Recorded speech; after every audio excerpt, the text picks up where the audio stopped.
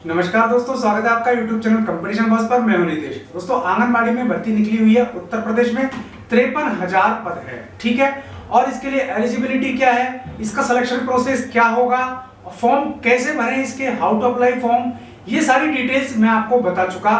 इसके लिए मैंने 2 वीडियो बना दिए, वो आपको मिल जाएंगे प्ले लिस्ट में, आप उन्हें देख लें। और अब इससे आगे की बात करते हैं, क्योंकि काफी सारे कमेंट आपके दिमाग में, काफी सारे सवाल हैं जो आपने कमेंट बॉक्स में छोड़े हैं। काफी के मैंने जवाब दे भी दिए हैं, लेकिन फिर भी कुछ सवाल हैं करीब 10 या 11 के आसपास, जिनके जवाब आपको जानने हैं और वो जवाब आपके लिए बहुत जरूरी है। तो उन्हीं सवालों के जवाब यहां दे रहा हूं इस वीडियो में। तो पहला जो सवाल है और जो बार बार रिपीट हो रहा है, वो आ रहा है अदर स्टेट के लिए, यानी कि अदर स्टेट वाले भी अप्लाई कर सकते हैं क्या। अब इसी से एक दूसरा सवाल और जुड़ा हुआ है कि अदर डिस्ट्रिक्ट वाले भी अप्लाई कर सकते हैं क्या, यानी कि किसी डिस्ट्रिक्ट में वैकेंसी निकली है तो वो किसी और जिले में भी अप्लाई कर सकते हैं क्या। इसी से जुड़ा हुआ तीसरा सवाल और है कि क्या किसी और ग्राम सभा में भी अप्लाई कर सकते हैं क्या, यानी कि एक वार्ड का रहने वाला है तो दूसरे वार्ड में अप्लाई करना चाहता है, एक ग्राम सभा का रहने वाला है, ग्राम पंचायत का है तो दूसरी ग्राम पंचायत ग्राम सभा में अप्लाई करना चाहता है, एक शहर का व्यक्ति दूसरे शहर में अप्लाई करना चाहता है, एक स्टेट का व्यक्ति दूसरे स्टेट में अप्लाई करना चाहता है। और भर्ती है ये आंगनबाड़ी कार्यकर्ता, मिनी आंगनबाड़ी कार्यकर्ता या आंगनबाड़ी सेविका, हेल्पर या सहायिका की। तो इसमें एक चीज आपको बताऊं कि अदर स्टेट वाला अगर अप्लाई करता है तो ज्यादा बेनिफिट नहीं होगा। उसका रीजन आपको बताऊंगा जब मैं इसकी सैलरी के बारे में आपको जानकारी दूंगा, ठीक है। अब अदर डिस्ट्रिक्ट वाले की बात करें तो एक्चुअल में कोई भी व्यक्ति कहीं भी अप्लाई कर सकता है, लेकिन गांवों में देखें तो इसका चयन ग्राम सभा के माध्यम से होता है। तो ग्राम सभा में जो उस ग्राम सभा के जितने भी सदस्य होते हैं उन्हीं में से लेना होता है। तो इसलिए बाहर की ग्राम पंचायत या ग्राम सभा वाले का नंबर आने की संभावना कम है।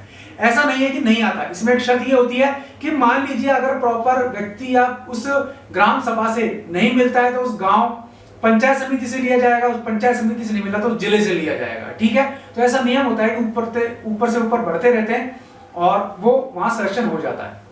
तो भर तो सकते हैं, लेकिन ऐसे में चांस मिलने की संभावना कम है। तो मेरा आपसे यही निवेदन है कि अपनी ग्राम सभा, अपने वार्ड, अपने शहर में आवेदन आपको भरना चाहिए। अदर स्टेट वालों को कोई भी फायदा नहीं है, उन्हें अपने स्टेट में वैकेंसी आने का फायदा तब मिलेगा जब उनके स्टेट में वैकेंसी आएगी। हाँ, अगर मान लीजिए आप अदर स्टेट के रहने वाले हैं और आपकी शादी यूपी में हुई है तो आप वहां से आवेदन कर सकते हैं, ठीक। तो ये पहला आपका सवाल। दूसरी एज लिमिट की बात करें तो देखिए ये संविदा भर्ती है, यहां इसलिए एज लिमिट का कोई जिक्र नहीं है, लेकिन आप 40 साल तक भी इसमें अप्लाई कर सकते हैं, ये एक नॉर्मल एज है। अब चूंकि ग्राम सभा की भर्ती है, ये ग्राम सभाओं के द्वारा आंगनबाड़ी में भर्ती है, तो इसमें एज लिमिट का कहीं कोई जिक्र किया हुआ नहीं है। लेकिन हाँ, कम से कम इसमें आपको 18 साल होना चाहिए, यानी कि आप मैच्योर होने चाहिए। और अधिकतम एज लिमिट या एज लिमिट की कोई भी यहाँ सीमा नहीं दी हुई, फॉर्म मैंने कल आपको दिखाया था उसमें भी नहीं थी, ठीक है। तो एज लिमिट आपकी कितनी भी हो आप अप्लाई कर दें, ठीक है। अब दूसरी बात आती है सैलरी की। तो ये सवाल भी बहुत इंपॉर्टेंट है, सैलरी को लेकर के बहुत लोगों ने सवाल पूछा है। तो भाई यहाँ 4,000 से 5,000 रुपए के बीच ही सैलरी है पर मंथ। इसको मानदेय कहा जाता है, भत्ता कहा जाता है। सरकार इसमें बढ़ोतरी करती है, कभी 500 बढ़ाती है, कभी 1000 बढ़ाती है, वो भी काफी एजुटेशन आंदोलन करने के बाद। तो ये आपकी सैलरी इतनी सी है। अब ऐसे मान लीजिए आप किसी और डिस्ट्रिक्ट में अप्लाई करते हैं, किसी और जिले में अप्लाई करते हैं, किसी और स्टेट में अप्लाई करते हैं, तो आप उस पैसे में कैसे खर्चा चला पाएंगे। तो मेरे ख्याल से इसलिए ये भर्ती लोकल लेवल पर ही की जाती है। फिर इसमें एक सवाल और इंपॉर्टेंट है कि आंगनबाड़ियों में या आईसीडीएस डिपार्टमेंट में, महिला बाल विकास विभाग में, महिला बाल विकास एवं पुष्टाहार विभाग में सुपरवाइजरों की भर्ती कब आएगी, पर्यवेक्षकों की भर्ती कब आएगी। तो अभी इसमें वो भर्ती शामिल नहीं है। यहाँ केवल आंगनबाड़ी कार्यकर्ता, आंगनबाड़ी मिनी कार्यकर्ता और आपके यहाँ आंगनबाड़ी सेविका या सहायिका या हेल्पर की वैकेंसी है। यहाँ सुपरवाइजर की वैकेंसी नहीं आई, ठीक है। तो आएगी जब मैं आपको जरूर बताऊंगा। अब बात है कि फॉर्म ऑनलाइन भरें या फिर ऑफलाइन। तो देखो, फॉर्म ऑनलाइन भरे जाएंगे। फॉर्म कैसे भरें इसके लिए अलग से सेपरेट वीडियो बनाया है, मैंने आपको बताया बकायदा फॉर्म की किस तरीके से आपको फॉर्म भरना है और उसमें क्या क्या डिटेल्स कहां फिल करनी है, ठीक है। ये चीज डॉक्यूमेंट्स में आपको 5वीं क्लास से लेकर के आपके बीए तक, इस बीच जो भी डॉक्यूमेंट है आपके, वो आपको वहां भरने हैं और वो सब आपको अपने पास रखने भी है, वही आपको जरूरत पड़ेगी। इसके अलावा मूल निवास, जाति निवास है ना, मूल निवास प्रमाण पत्र, जाति प्रमाण पत्र, आपके इनकम सर्टिफिकेट, ये चीजें। इनकम सर्टिफिकेट की बात करें तो देखो, इनकम सर्टिफिकेट सभी को देना है। अब बात ये आती है कि इनकम सर्टिफिकेट किसका लगेगा, आप स्वयं का कैसे लगाएंगे। आप तो बेरोजगार हैं, जब भी तो आप रोजगार ढूंढ रहे हैं, तो इसमें सीधी सी बात है कि आपका इनकम सर्टिफिकेट कैसे लगेगा। शादीशुदा है तो हस्बैंड का लगा सकते हैं। हस्बैंड का इसलिए क्योंकि वो आपकी पारिवारिक आय पूछता है, तो वहां आप हस्बैंड का सर्टिफिकेट लगा सकते हैं, इनकम सर्टिफिकेट। कोशिश करें कि आप अपने फादर का इनकम सर्टिफिकेट लगाएं तो वो ज्यादा सुटेबल रहेगा। अब एक बात और आ रही है कि निवास प्रमाण पत्र जनरल को भी लगाना है क्या? तो जनरल का निवास से कोई संबंध नहीं है, निवास प्रमाण पत्र तो सभी को चाहिए। हाँ, कास्ट सर्टिफिकेट जो होता है आपका, जाति प्रमाण पत्र जो होता है, वो अगर आपको बेनिफिट चाहिए तो वो आपको लगाना पड़ेगा। ओबीसी में है तो ओबीसी का, एससी एसटी में है तो वहां का, ईडब्ल्यूएस है तो वहां का, वो आपको लगेगा। ठीक है, तो निवास सभी को चाहिए, कास्ट सर्टिफिकेट उसी को चाहिए जिसकी उसको जरूरत है, जो उसका बेनिफिट लेना चाहता है।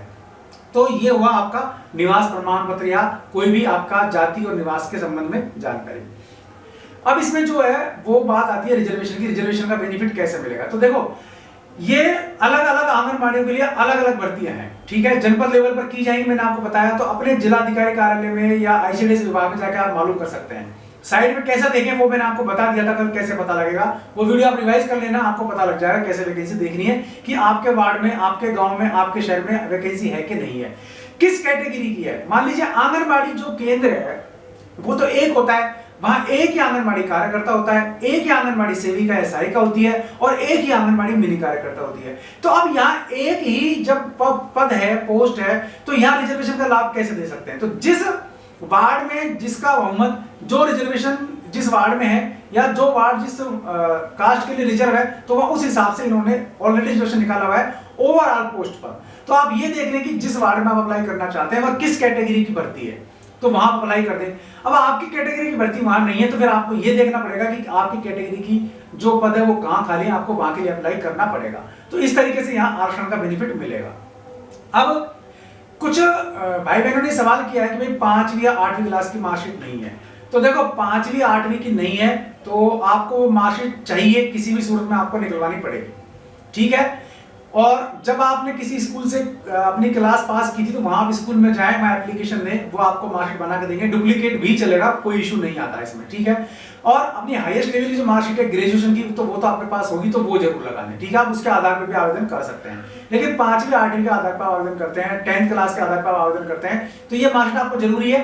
आप स्कूल से निकलवा सकते हैं, अपने पुराने स्कूल से, तो मिल जाएंगे आपको। 10th की और 12th की तो आपको बोर्ड से निकलवानी पड़ेगी, तो वो भी डुप्लीकेट निकल जाती है, उसमें भी कोई इशू नहीं है। ठीक है, तो वो आपको चाहिएगी। ठीक, तो ये काफी इंपॉर्टेंट सवाल थे जिनके जवाब आपको चाहिए थे।